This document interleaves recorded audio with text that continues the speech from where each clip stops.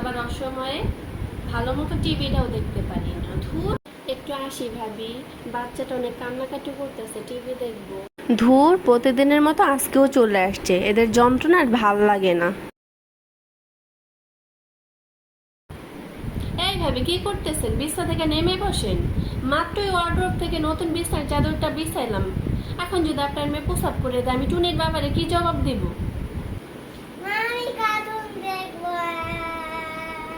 না বাবা, এটা দেখো, এটা তো ভালো, এটা দেখো। ভাবি একটু কার্টুন দেন, এখন তো একবারে চলতেছে।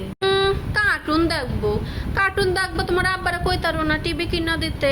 এখন আমরা যা দেখতেছি টিভিতে তাই দেখতে হইব। থাক মা, মন খারাপ করো না, তোমার বাবা দেখবা অনেক বড় একটা টিভি আনবে, তখন তুমি কার্টুন দেখতে পারবা, অনেক কিছু দেখতে পারবা। ঠিক আছে? ঠিক আছে মা। মা, আমি তো দেখতে কি শেষ দিয়ে ফেলছো তুমি?